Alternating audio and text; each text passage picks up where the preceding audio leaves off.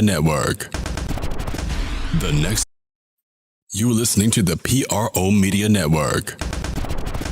The next level in entertainment.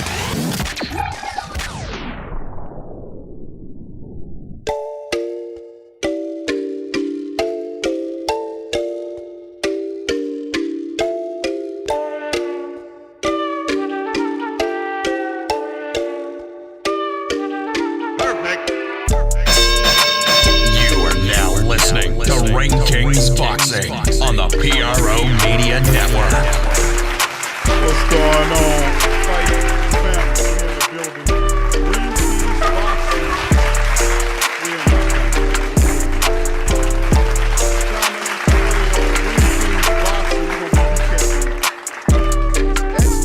Crawford and Brook fight. Dana White's words on Arum's words on Terrence Crawford. A little Deontay news, and of course, also cover the latest matchup. What's next for Terrence Crawford? This is a Terrence Crawford-centered Ring Kings Boxing. I'd like to thank everybody for tuning in to this edition of Ring Kings Boxing. We coming at you a little earlier today, man. We trying something different in this piece, man. Like I said, this is a Crawford-centered Ring Kings Boxing. I'm Big Q chiming in on this edition, and I'm going to bring in my host on Ring Kings Boxing, Eddie Too Mean Johnson. What's up, Too Mean? How you doing, bro? What's going on, man? Good, bro. Everything good, my friend. Are we doing pretty good in this one, man? We talking about the Terrence Crawford situation, bro, and man, has it been quite explosive as well. So it's real funny, man. Crawford crushes Brook, like we said. He smashed him, knocked him out. Caught him, whooped his ass. We knew that was gonna go on. You heard Kell Brook make it interesting, talking about he's going to take his belt. He got stopped in 4 rounds against Crawford. We'll recap that. And we're going to have Terrence in the post-fight interview. Then, of course, we're going to hear from Bob Arum. He says what Crawford need to do in frustration. Also talks about boxing economics. Boxers don't give a, rat's ass about economics, just about the purse and the promoters and their thought processes on it. So we're going to cover some of that information today as well. And also we're going to give Dana White, who had some commentary, goes off, rides on Bob Arum. And I don't like Bob Arum either. He represents this old dinosaur relic-ass version of boxing that's, that should be antiquated, man. And I've been saying that about Bob Arum. I don't like Bob Arum. I've said that personally. I don't like how he thinks. I don't like how he acts. And we'll cover that. We'll also talk about what Terrence Crawford looks like moving ahead. We'll also cover a bit of Deontay Wilder, who continues to be in the news as well. So without further ado, we'll get into it. Crawford Brook fight results. Bud closes the show with a vicious 4th round knockout. He overcame a slow start to put the finishing touches on Kell Brook and get up out of here. Now, of course, Terrence Crawford's 37-0, has 28 knockouts. He overcame a slow start, calculated adjustment to move from southpaw. From there, he made that adjustment. And once he did that, because Brook was looking good, but when Crawford adjusted and went southpaw, Kell Brook didn't have an answer from that. And that's the thing about those slick master boxers. And he fights southpaw and orthodox equally well. So when Terrence seen he wasn't getting anywhere with that orthodox, to me, he switched southpaw on his ass and basically neutralized Kell Brook and took the fight from him. He dismantled the former 147-pound title holder Kell Brook in a 4th round TKO at MGM Grand in Vegas. Although Brook was 39-3 with 27 knockouts, he looked good early on in his return in the fight. But looking good and finishing good are total 2 different things altogether, as Crawford was able to get him on out of there. To me, let's hear your thought process on the fight, how Brook was, he got that ass whooping from Bud Crawford like we knew he would. What's your thought process on the fight as it went? Yeah, he was looking pretty good the first couple of rounds because his timing was on point. I don't think his reach is as long as Crawford, but his timing was good. He was getting that jab off. So, okay, Crawford was taking data. He's like, okay, I know what to do now. And he switched that southpaw and made him open up. And then that's when he was able to catch him with that punch that Kell Brook never seen coming. and those are the ones that really hurt you. And it's like, you know what I'm saying? Crawford was like, when he was landing the punches, like, you gonna make me quit on the fucking stool? Bitch. You gonna make me quit on, you gonna knock me out, take that, bitch. And he was like, what the fuck just hit me? He said, hold on, what the fuck did he hit me with? And you know, and you know what I'm saying? You don't get hurt with Terrence Crawford fighting, because he would definitely finish your ass off.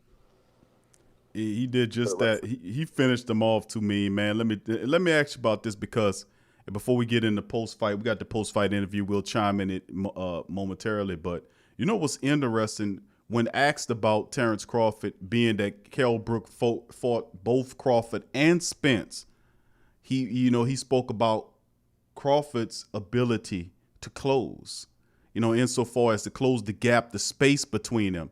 As you can see, when Kell Brook had a plan for the orthodox version of Bud Crawford. He did. He looked good to me early on in the fight. He even kind of bruised Terrence Crawford's face.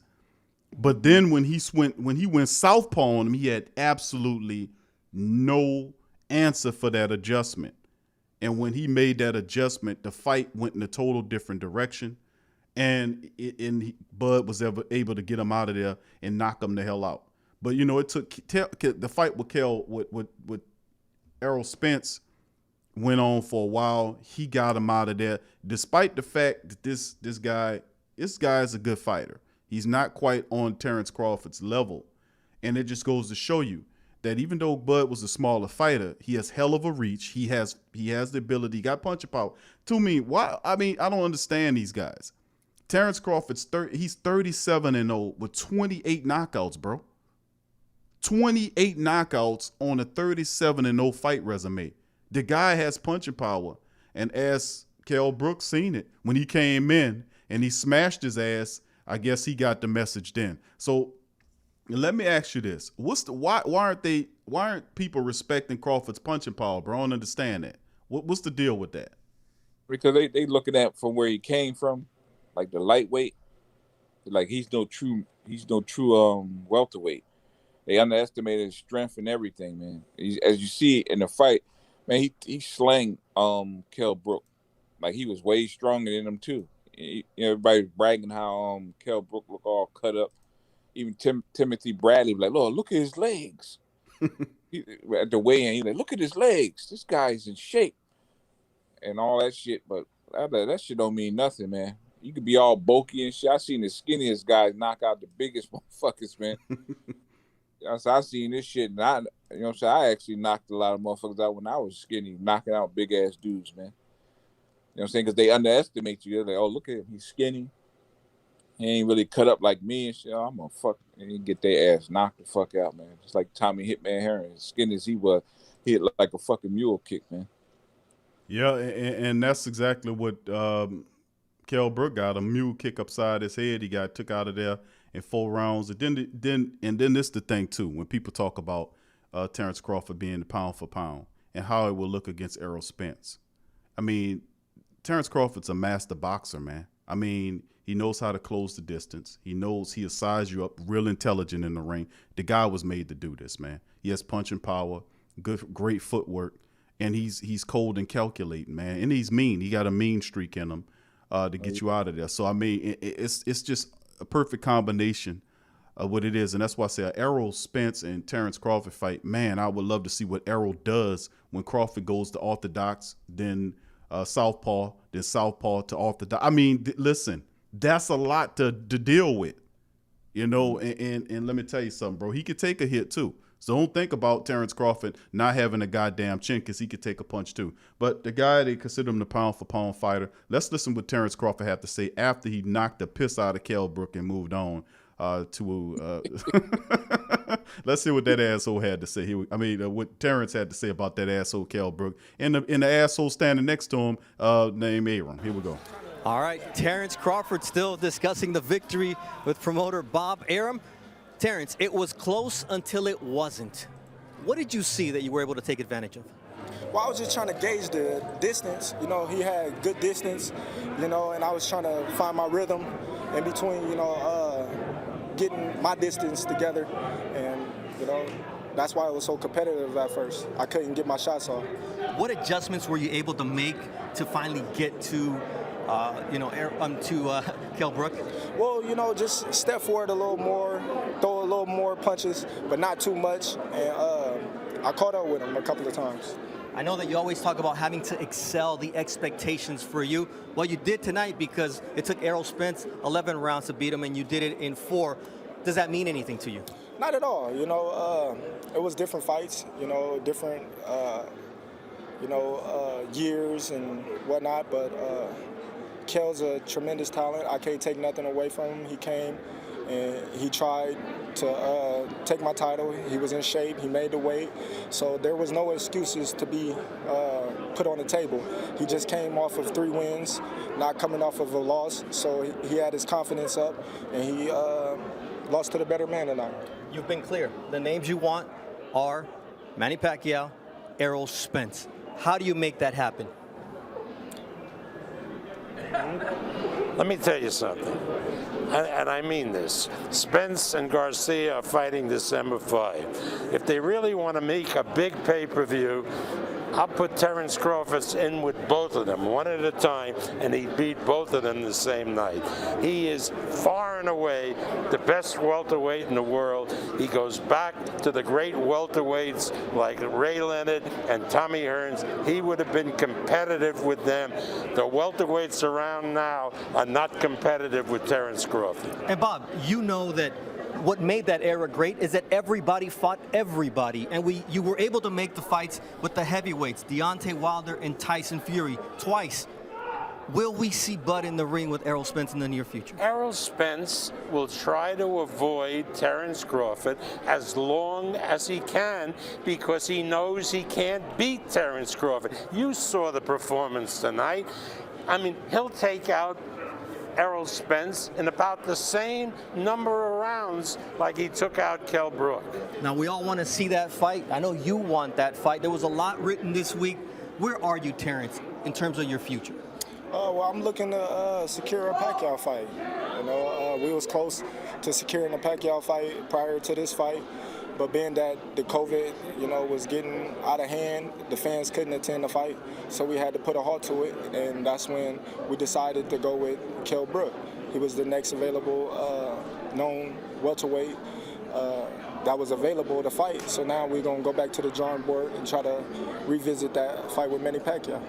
We all know that with Pacquiao, it's money. Bob, is it all there for this fight to finally happen in 2021? I know Terence has wanted it, you wanted it. The money was there. It had been committed. It was a fight that was going to take place in a country in the Mideast.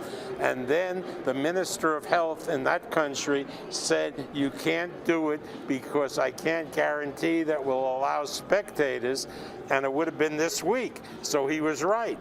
Now they've called us and they said if Terence is successful, we want to resume the talks and see if we can do it in the spring, either before or after Ramadan.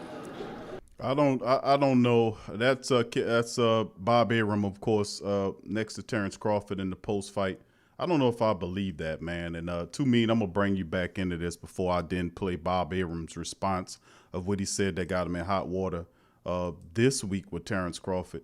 The money is there. The money is there. The money is there. That's what Bob Arum keeps saying. But listen, it's promoter games that's going on here. He wants to maximize his pot. And the issues going on with Bob Arum is he's spending a certain amount of money to make the fight happen because he's the promoter. That's his job. But he has deals with ESPN who, hey, he's getting a share of that revenue. He's got to pay the grand. He's getting, in all honesty, he'll make a profit. You can't tell me that you have the pound for pound champion in boxing and you can't make a profit with this guy. The issue that happened with the Manny Pacquiao fight not going down, and then you get this fight against Kell Brook, is the fact that they wanted fans in the stands so he can get the gate. He wanted the gate, and them people said, no, we can't do that right now because of the C-19 stuff. So what he still could have done was he could have did the Pacquiao fight at the MGM Grand just like he did the Kell Brook fight. Why? Why didn't that happen?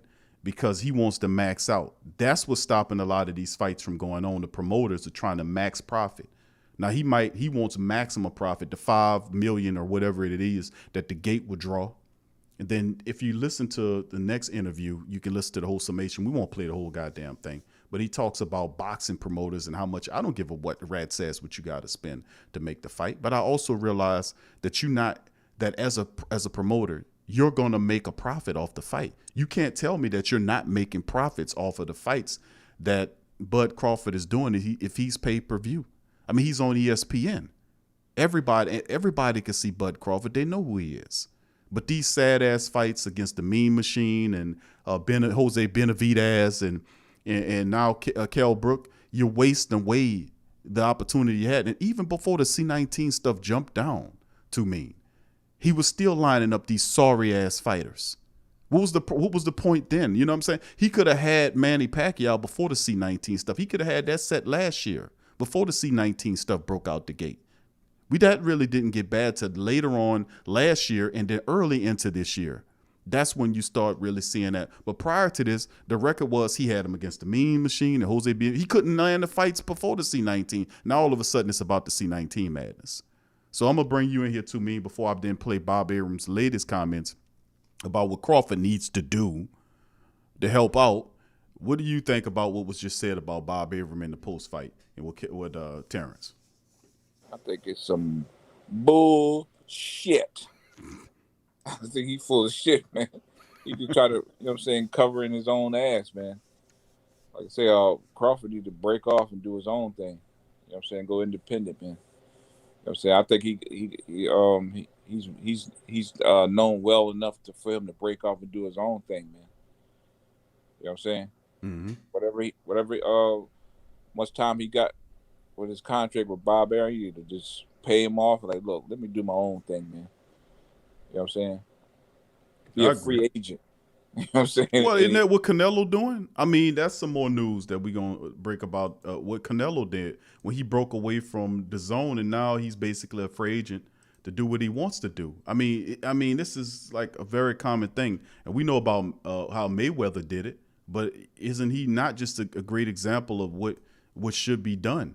I mean, I've been saying being independent and starting your own stuff, not only just taking onus of your fight career, but I would even then caution people like Mayweather and the rest of these guys to be able to create your own boxing organizations and fight for your own belts. That's the only way you'll get respect in the game. You coming in as a guest, a worker in somebody else's stuff. And if you recognize it is fraudulent and messed up, create your own boxing companies and fight for your own belts. Mm-hmm. So, I mean, we're going to play Bob Arum, and this is what he was when asked about Terrence Crawford and several topics. This is what Bob Arum had to say. Pay attention. Oh, sorry, go ahead. Do you feel that Terrence should say more, be more vocal? I mean, he said he wants to fight everyone, but you remember Antonio Tarver, he crashed Roy Jones, Floyd. He barked Oscar's name every chance he could to eventually get that fight. But Terrence can certainly do a more vibrant reach out to the press, to the people. I mean, after all, he's associated with the biggest platform in sports, ESPN. And why isn't he utilizing that? Why isn't he putting the time in, going on with Stephen Smith, going on with Max Kellerman? Why isn't he doing that? I mean, it's like pulling teeth, particularly if there's no fight, about getting him to really be involved. There are other people. Floyd Mayweather didn't become this major pay-per-view star by accident. He worked on it. He did a lot of interviews, I remember. A lot of interviews. He did what he had to do, and he did it well. But if you don't do it, it doesn't happen by magic.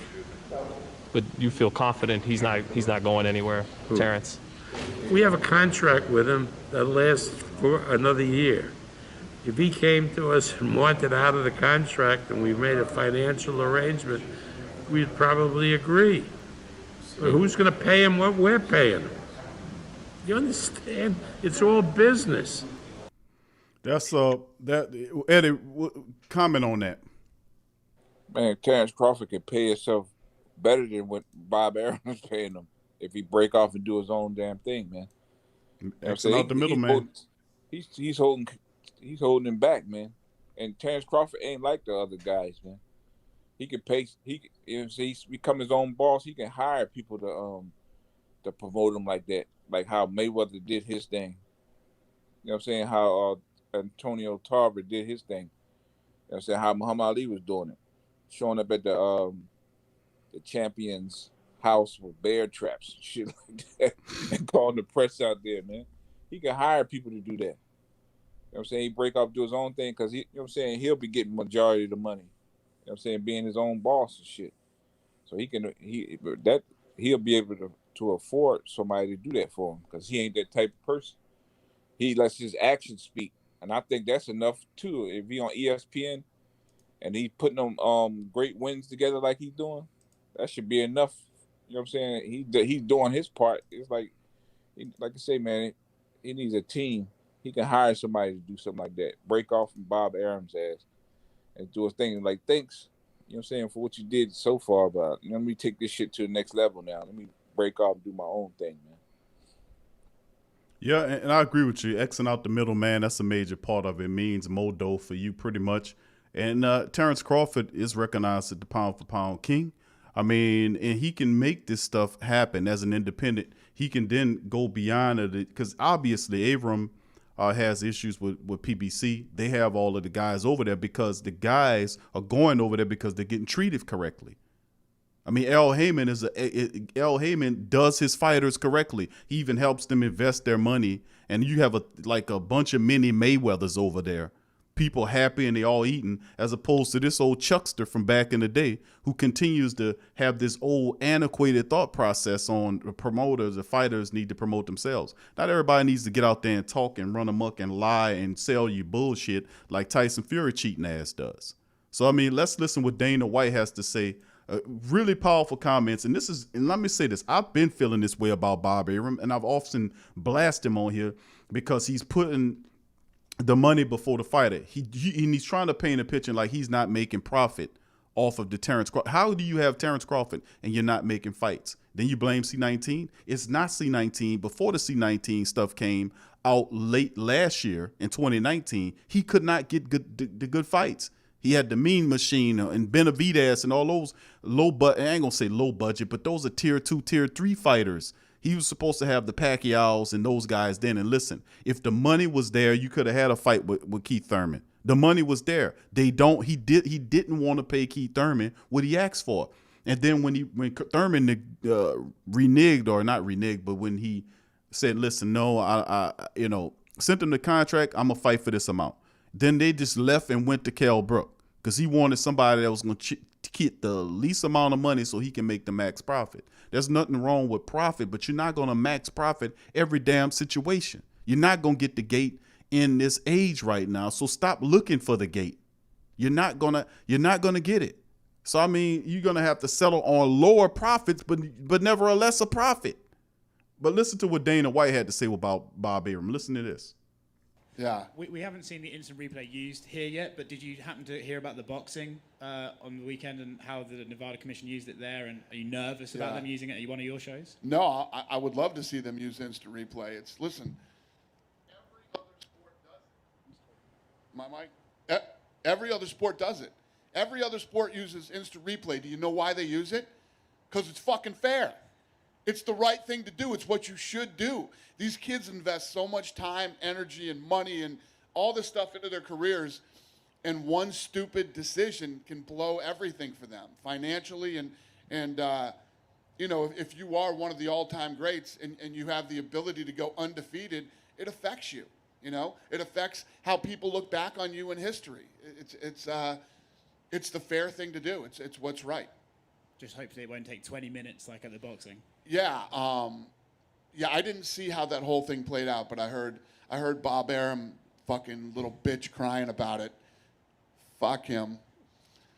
I had to throw that in there. I fucking hate that guy. Anyway. Did you see his fight, not to bitch on Bob Arum, but he said that, I've lost so much money on Terrence Crawford, I could build a house in Beverly Hills or something? You imagine if I said that? Are you fucking kidding me? You guys would murder me if I said that. I'd never hear the end of that. That's what you do. That's not his fucking problem. That's your problem. His problem isn't to figure out how you make money. You fucking signed a deal with this kid. Your job is to promote him. Your job is, you made a deal. All these kids that I signed, you know, and if you look right now at all the kids that we signed and how many people we have on our roster is very inflated right now. We have a very, very big roster, the biggest roster we've ever had in the history of the company. I have to pay all these kids. How I pay them is not their fucking problem. It's my fucking problem. And this guy wants to go, imagine me saying, oh, I gotta pay Conor McGregor fucking this much money. I could have built a house in Beverly Hills. Shut the fuck up, you fucking scumbag. Pay your fucking fighter what you owe him. That's your job. Bob Arum is a piece of fucking shit. Good night, everybody. That's the great words of Dana White, the UFC, super awesome owner. And I agree with everything what Dana White said about Bob Arum. He's antiquated. He's old. He's ridiculous. And like I've said, man, these evil old men that only care about profit and trying to max profit everything. To me, you heard that. That was truth veritas from Dana White. What do you think about that shit? Oh yeah, he hit the hammer on the nail, didn't he? With that one. That's how I feel. But I agree with him. You know what I'm saying? Terrence Crawford is doing his part as a fighter. You know what I'm saying? You know what I'm saying? He's mastering his craft and he's doing what he got to do to win. You know what I'm saying? Bob Arum's not doing his part, man. You know what I'm saying? And then look at the results. You know what I'm saying? He's not getting the fights that he deserves. That's the promoter's job, right? Correct. But winning. You know what I'm saying? And he's fighting well. He's looking great. That's his part. You know what I'm saying? Add that shit up together. Bob Arum's full of shit, man. Bottom line. He's full of fucking shit. And Terrence Crawford needs to break off of him because, you know what I'm saying, look at the results. You got to look at what's taking place. Hey, hold on. I'm in here fucking training all these hours and shit, and I'm doing my part, but shit's not adding up, man. Yo, fire this fucking ass. Get rid of him. Do your own thing, man. Well, you heard in the prior interview, he did say if he came to him and they needed to make a cash arrangement, he would release him from his contract. So that's telling me right there, if he really wanted to keep him, he would say, listen, no, we love Terrence. We want to just work on getting the fights. But that was the issue I had with him, and I said it then. Why are you going to Top Rank? PBC is the place to be, man. That's why all those guys, Keith Thurman, Manny Pacquiao got away from Bob Arum because he wasn't making no money with him, because Bob Arum was doing shit like Don King doing, but the press won't criticize him like they will criticize Don King.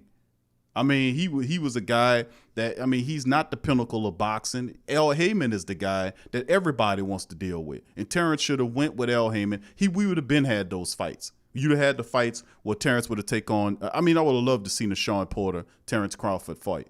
And by the way, Sean's saying, as a respectable former champion that he is, that he said that Terrence would beat Errol. And he's fought Errol Spence. And he said Terrence would beat Errol Spence.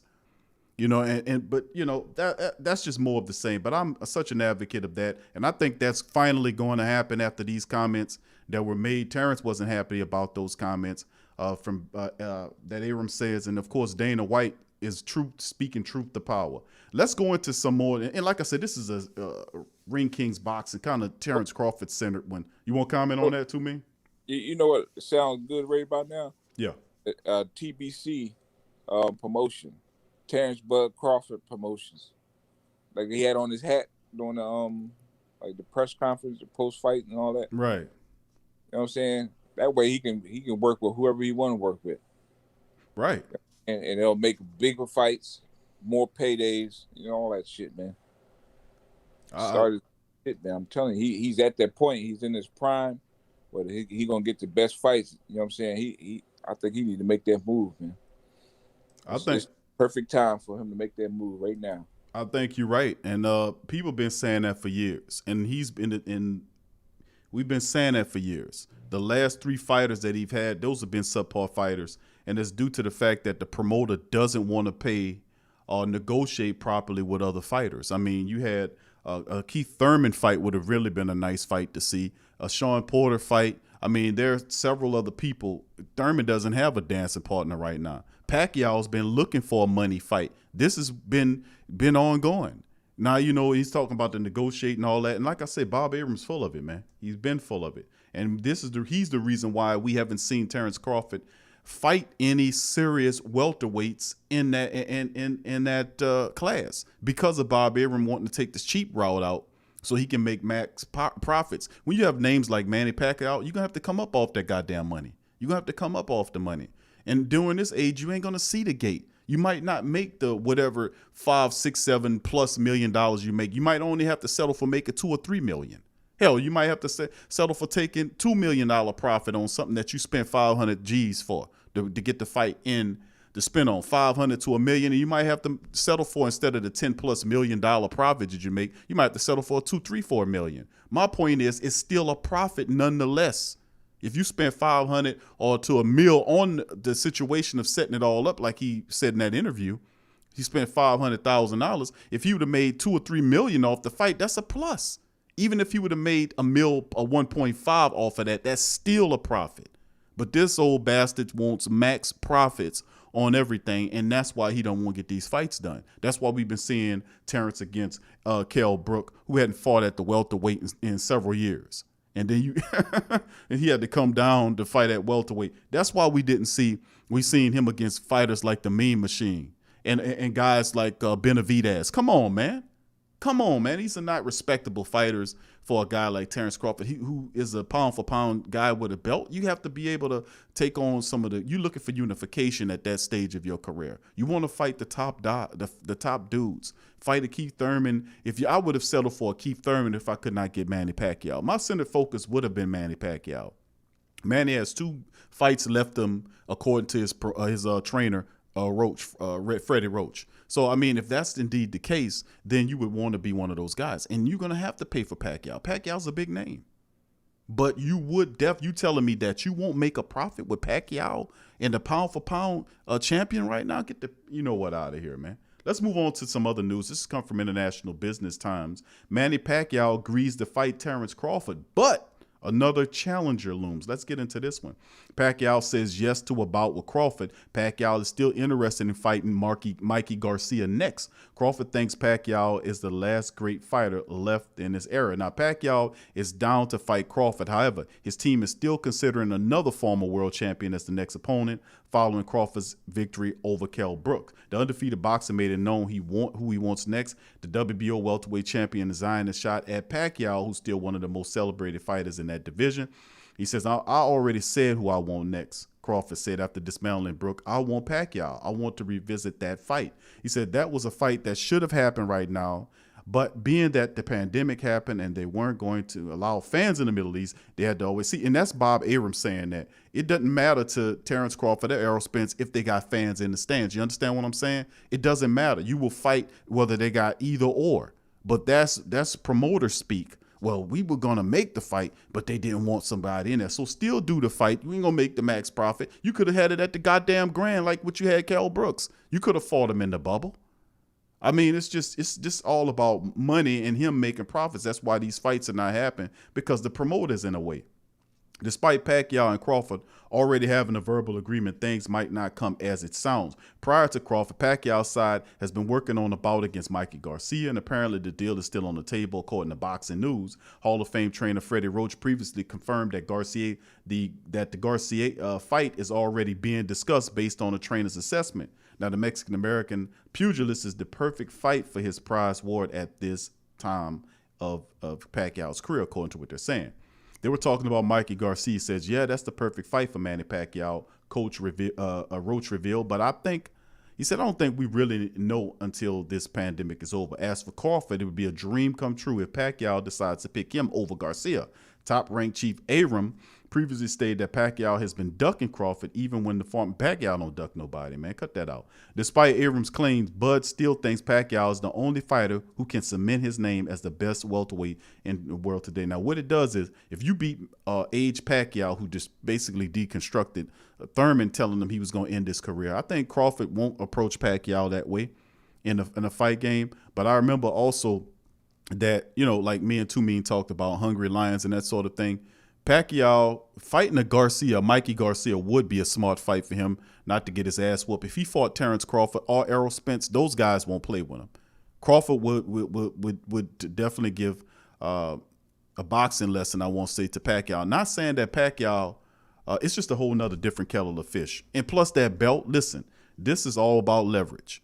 Pacquiao has a belt, Terrence has a belt, but Errol has 2 belts. If Crawford could leapfrog Mikey Garcia or Conor McGregor, whoever he's looking at, because it's all about the money. If he can give him the money that he's looking for, to me, if he can give him the money that he's looking at, then we can line up a Crawford-Pacquiao fight. Let's say Crawford beats Pacquiao. Odds are they will. I don't think he knocks him out. They might go the distance. Who knows? It might be a stoppage in there. Could be, I could see an 8 or 9 round stoppage or something going on against Pacquiao, because Terrence Crawford is not some regular welterweight. He's going to take this fight really seriously. But he beats Pacquiao, whether it's a stoppage or it goes the distance. He has that belt. So it's two belts. Errol has 2, Bud has 2. That puts him on a collision course with each other. So, I mean, that's why the Pacquiao fight makes sense. And I don't see him leaping to Errol right now. And remember what Errol Spence told and what Al Heyman and Errol Spence relieved or talked about what they want to do going in the future. Al Heyman and Errol said, we're going to fight Danny Garcia. Then we're going to fight Manny Pacquiao. And then we're going to fight Bud Crawford. Now, that's what they said. Now, how can he determine that? Because both of those guys, both Danny Garcia and Manny Pacquiao, are underneath PBC, so is Errol Spence. So Al Heyman could make that arrangement because that's all his fighters that have that type of schedule, which freezes Bud Crawford out for a year or so. But if he could expedite the process by stealing Pacquiao now and getting an opportunity to face off, that is a tremendous fight, man. That's a huge fight in today's market. To me, that was a lot to chew on, but what you think about that? Oh, yeah, I would like to see it happen. But the only time will tell. I mean, it's a lot of talking right now. You know what I'm saying? Ain't nothing been signed, so we'll see. Also, yeah, go ahead, bro. Yeah, like I said, I don't see Pacquiao really taking a risk like that. He's going to try to make the most amount of money that he can make before his exit out the game without really taking no serious risks of getting hurt. You know what I'm saying? I respect Pacquiao to a degree. You know what I'm saying? But these motherfucking fighters out here now taking these sports enhancement drugs and shit makes me lose respect for them. The question would be now is like, okay, could you have done all that you accomplished in boxing without taking them damn steroids or them drug, you know what I'm saying, all that drugs and shit? Mm-hmm. You know what I'm saying? That's the question that the fighters need to ask themselves, man. The ones who are taking it. Yeah, that's a major part of the game, and that's quite a few cheats that's done that, whether you want to look at what Tyson Fury did early on or Jarrell Miller. I mean, that's how they can't compete in the boxing game without help. And that's why they do what they do. I mean, you also could talk about guys like Dillian White, who got busted.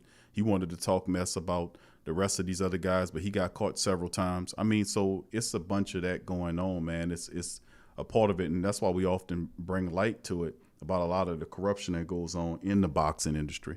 Next article is discussion. Errol Spence insisting on a 60-40 split for Terrence Crawford fight. So as they're talking, Errol Spence says he's going to want a 60-40 split of revenue if he agreed to a unification bout with Terrence Crawford. The IBF and WBC welterweight champion Spence, who's 26-0 with 21 knockouts, feel he's the bigger draw than the WBO 147-pound Crawford, who's 37-0 with 28 knockouts, and because of his rates, the largest share of the pie. Doesn't sound good for Crawford, but he can be stubborn and get nothing if he digs in his heels and insists on parity with Spence, or he can see the light and grant him his wish. If Crawford beats Spence, he can turn the tables for the rematch and take the lion's share of the plunder.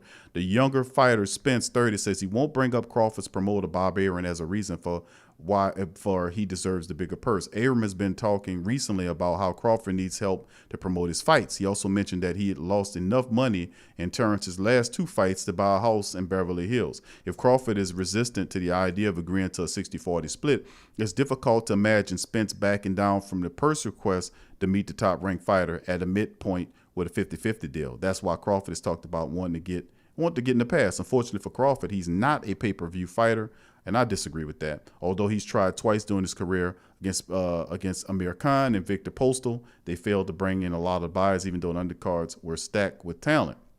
Now listen, the reality is, Errol Spence is an excellent fighter, and people look at Errol as one of the best, if not the best. He's the unified champion right now. He has 2 of the 4 belts in the welter. It's been a while since we've seen a unified welterweight champion.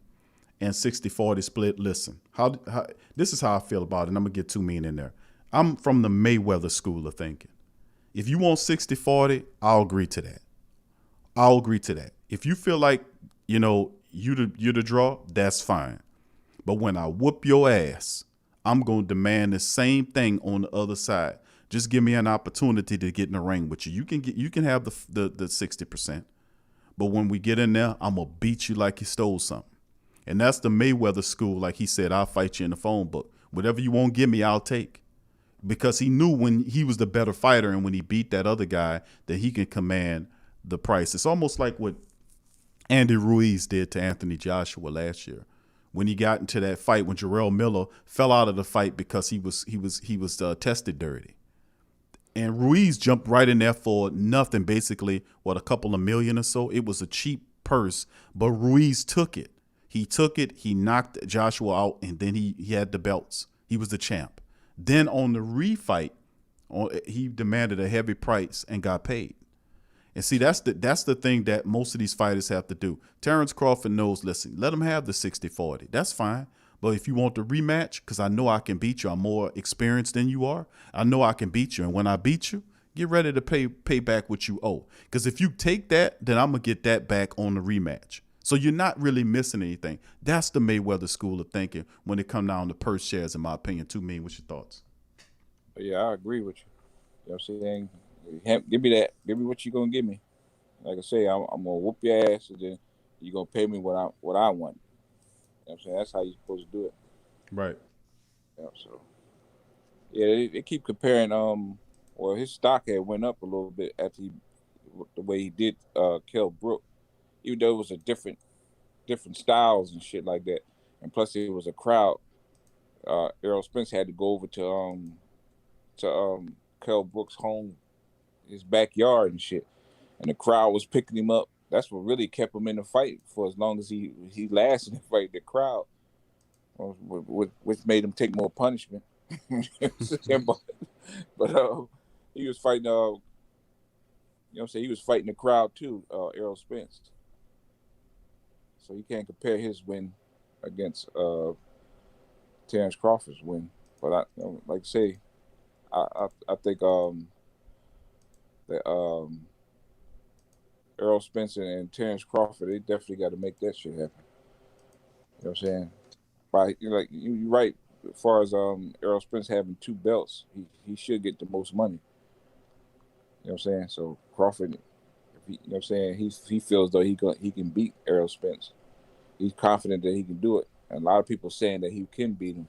But you're like, okay, give me that 40. What's that, 40-60 split? I'll take the 40, you take the 60, and let's do it. Yeah, that's something right there. Like I said, from the old Mayweather school, man. I'm not gonna go back and forth with you on that. Like they would like that's how the mentality to be. Okay, you want the 60, I'll take. You want the 60, okay, I'll take the 40. But I know I'm not losing nothing because when I win, I'm going to get the 60 on the next time go around. So I mean, that should be the mentality. period. And that's something like guys that like Deontay Wilder when he was fighting, trying to make the deal with him and Anthony Joshua. That should have been the mentality, as opposed to you have one belt and you're talking about you the A side. I don't care what organization you box for. That freaking guy has 3 goddamn belts in the heavyweight class, and you have one belt talking about you the A side. See, that kind of bullshit. That's why they're stripping them of the belts and trying to run them off and moving him out of the way so they can have the unification fight. You fight when you're supposed to. If they'd have done correctly, had that Mayweather school of thinking, we would have had that fight. And people say, well, it's a dangerous sport, Big Q. That's a dangerous sport. We know it's a dangerous sport. And you thinking they making chump change when they fight for $3, $4, $5, $6 million goddamn dollars? I mean, seriously, man. I mean, you take a risk every time you get in your car, man. So you can miss me with we ain't supposed to get punched in the head. Well, quit your fucking job then, man. Stop boxing then and go sit somewhere with your children. You know what I'm saying? Go do something else. Go design clothes or whatever the hell you do. I mean, but that's the thinking process is, listen, fight where you have the chance, especially for a guy like Terrence Crawford. He's 33 years old. Of course he's pushing. He done lost, like the last several fights were fights that didn't improve his legacy. At this stage of his development, he needs at this stage of his career, he needs legacy fights. Legacy fights are Manny Pacquiao. Legacy fights are Errol Spence. Those are legacy fights that cement him as the top welterweight of that day. I mean, that's what it's all about. It's been a while since we've seen a unified welterweight champion. Let's move on to the next topic. Canelo Alvarez to face Callum Smith. It's official. He got out of the DAZN situation. He's a free agent. What he does, sign a fight to fight Callum Smith for December the 19th. It's official. It says Matchroom Boxing promoter Eddie Hearn hasn't revealed who will be on the feature bout in the card, but fans are hoping to see the lightweight clash between Garcia and Campbell, as well as the Canelo versus Callum card. Now, Hearn also said that can't happen because Garcia's with Golden Boys and the call will be promoted by them. But Callum has made the order for Canelo Alvarez. Smith is a good matchup for Canelo, considering he can fight on the inside. He's going to be easy pickings for the Mexican star. Callum's inside fighting ability is on par with the Rocky Fielding, a fighter that Canelo easily knocked out in the 3rd round back in December of 2018. Now, Canelo will show 2 different styles of fighting. Smith's fights with the European style of fighting, staying on the outside, jabbing and throwing hard shots. Canelo has the Western style of fighting in close and working over his less skilled opposition. Callum's a good fighter when he's able to stay at range, but he's lost when the opponents get up under him. Of course, Canelo's 53-1 with 2 draws. He has 36 knockouts. He's a free agent, something that my boy Crawford needs to learn after leaving DAZN, but he'll be back fighting on the stream platform for the match against the WBA super middleweight champion Callum Smith, who's 27-0 with 19 knockouts. So Canelo, compared to the last fight, he had a 36-year-old WBA lightweight heavyweight champion Sergey Kovalev, who he destroyed Kovalev. Smith's 30 may not be the best fighter at 168, but he's in prime. He's in his prime and he's not old. Hopefully, for Smith's sake, he can stay training already. If not, he'll only have 4 weeks to get ready for this match. That's about the same amount of time that Kovalev had in getting ready for Canelo last November. So we'll see an interesting fight between Canelo and Callum Smith set for December 19th on the DAZN platform. And, of course, finally on Ring Kings Box, Deontay Wilder. That's right. Deontay Wilder's on fighting for a forthcoming bridgeweight title. He says he declines. Of course, the bridgeweight is the bridger weight, as they call it, is the WBC's new class. It's another division that they created right underneath the heavyweights. The bridger weights is where they're trying to put Deontay Wilder at, and they're saying that he will be the ideal representative for the forthcoming bridgeweight weight class. But the former heavyweight title holder swears he will have no truck with it. He said the division, the brainchild of WBC president and joke of a president and corrupt scumbag Marco Suleiman, was born out of desire to give the sport's lefty heavyweights as well as cruiserweights a better chance to win a heavyweight title in a division in which most of its top participants currently walk around north of 250. That includes Tyson Fury, Anthony Joshua, Andy Ruiz, which the parameters of 200 to 224, the bridgerweight division, it seems that it's tailor-made for someone like Deontay Wilder, who's often less than 220. He says, just don't expect Wilder, who's 42-1-1 with 41 knockouts, to necessarily agree. He says, I understand that people have to make money, and this is the way to create a way for people to make people with these belts. As a fighter that's in, I don't understand all this different weight classes and stuff like that. Wilder told Custer on a recent episode, it's specifically designed for me to be the face of it. I decline. The highest Wilder ever weighed in the fight was against Fury when he was at 231. He was 207.5 in his debut in 08. He says, my career is to be a heavyweight, and that's what I've got in for, and that's what I'm going to end with. Guys always outweigh me. In my last fight, I was 231, so as far as putting on weight, that's not difficult for me. Wilder believes he would, in fact, have a dangerous competitive advantage over his peers in the Bridgerweight division, given that he's routinely knocked out heavyweights far heavier than himself, including most recently Ortiz, who was 241, and Luis Ortiz, who's 241, and Dominic Brazil, who's 255. As far as going down in weight, my power makes up for all that. If they really want me to hurt someone and smash their head into an avocado, then be my guest. I have too much power for a weight class that low. I'm knocking guys out that's 50 pounds heavier than me, 30 pounds heavier than me. I don't think it would be a good idea to go lower than what I am. I should be exempt from that, but that's just my opinion. That's what Wilder was saying. As he decides to decline the new Bridgerweight division in the WBC, which is an attempt to move Wilder away from Fury so that Fury and Joshua could fight. And remember, this is not something that all of the other boxing organizations are agreeing to. This is just the WBC, who's creating all these garbage ass belts and all this. This is just a joke. WBC, they're a joke. Suleiman's a joke. So with all this being said, they're trying to keep Deontay away from Tyson Fury. And of course, they had a ruling on that, saying that he can't get away from him, that they're going to eventually have to fight. All I have to tell Deontay Wilder and Anthony Joshua, or whoever that he's fighting next, is this guy cheats, and he has a whole organization with him. The referee checked his gloves, should have found if something was in the glove, should have checked it, even though we've seen the footage of his gloves bending and flopping on his hands. You mean to tell me the referee didn't notice that? With it bending, he's watching the whole fight. So that lets me know it's a whole apparatus, not just Tyson Fury, but a whole apparatus behind him so that he can be moved against Anthony Joshua so they can have a mass fight. And I'm going to tell you, Joshua will love us something. If he cheats against Deontay, he'll cheat against Anthony Joshua as well. So, they're trying to get this guy every fucking advantage that you could possibly imagine. But too mean thought process on Wilder and this garbage fake ass Bridgerweight division. Yeah, I agree with him. I wouldn't go for that shit neither. I would decline it too. You know what I'm saying? They just trying to, like I say, it's a money thing. These motherfucking sanctioning bodies, they try to make money and shit. All that money floating around. Like, why should the fighters make all the money? More belts we create, the more sanctioning fees we can charge and make money. You know what I'm saying? That's what that shit is about. Like, fuck that. The boxers, as one that's taking the risk in the ring, they need to, like I said, they need to be the ones that get paid the most. Like, fuck that. Become independent, man. Simple as that. It's intriguing to say the least about some of the stuff. Like we talked about what's happening with the Tyson Fury situation and Deontay Wilder, it's him coming out and his claims about him being something put into his bottled water. And, of course, a brother did a terrific job. I don't remember the brother, but big ups to the Counterpunch crew out there. The brother did a really excellent job, Kurt, of laying out that about Deontay Wilder. And Wilder saying that Breland was the one that was handling his water. He showed pictures that actually the person that was giving him the water with the cap off was Jay Diaz. So, I mean, and that was like, and that made so much sense.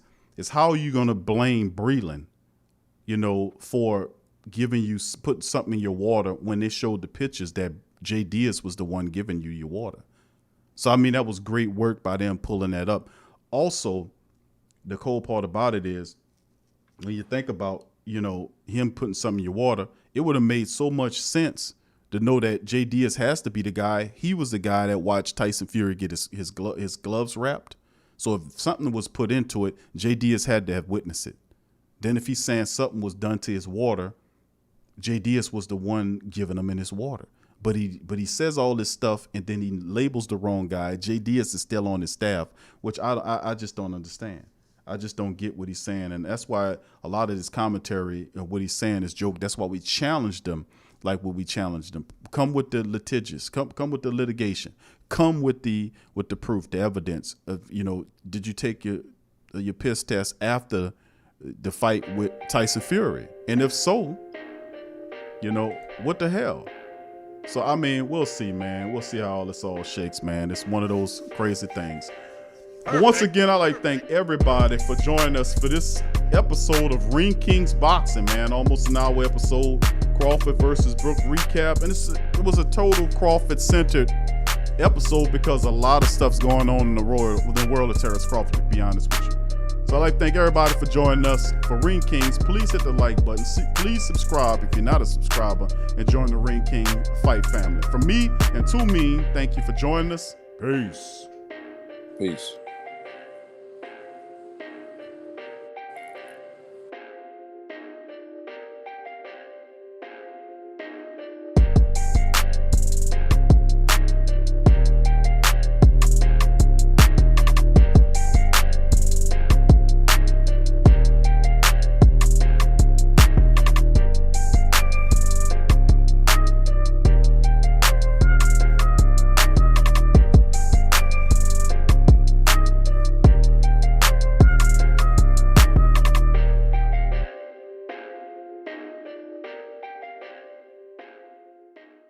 You're now listening to the Ring Kings Boxing on the PRO Media Network.